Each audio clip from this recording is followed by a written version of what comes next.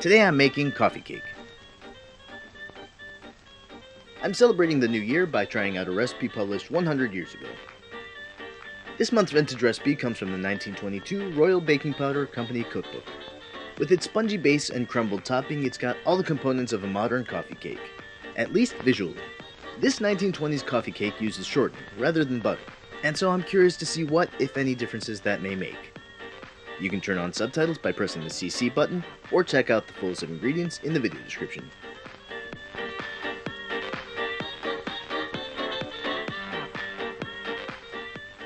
To make this coffee accessory, you'll be needing 1 cup of milk, 3 tablespoons of sugar, half a teaspoon of salt, 4 teaspoons of royal baking powder, 2 cups of flour, and 2 tablespoons of shortening, melted.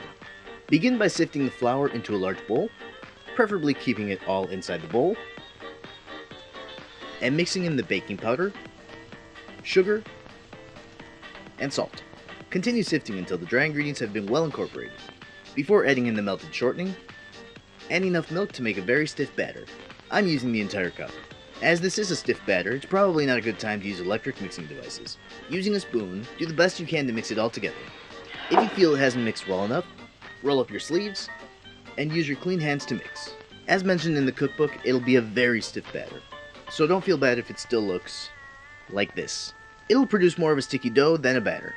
Set this aside and begin mixing the top mixture.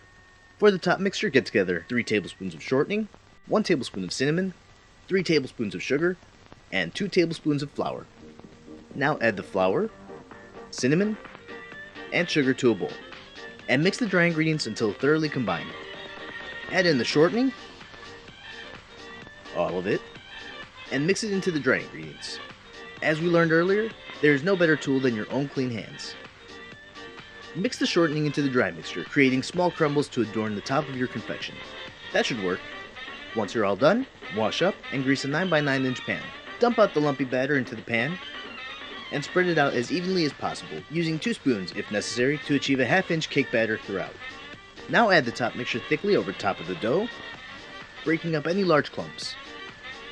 Lovely! Before baking in a moderate 350-degree oven for 30 minutes.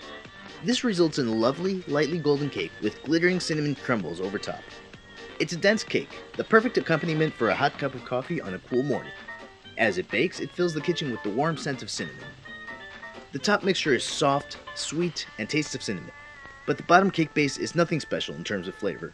It's dense and carries the topping well, making for a moist and sweet treat that pairs perfectly with coffee.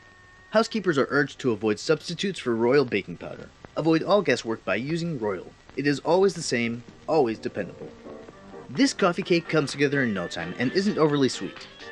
Give it a try next time you're having company for coffee, or just want a sweet treat for breakfast.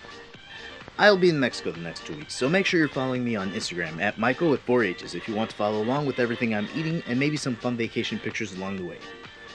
If you enjoyed this video or interesting vintage recipes, don't forget to give the video a thumbs up and check out my vintage recipes playlist. I upload a vintage recipe the first Thursday of every month. And if you'd like to watch another video, you can click the card over on the right. Thank you so much for watching. I hope you enjoyed the video. If so, please consider subscribing. Would love to have you around, and I hope to see you all next time.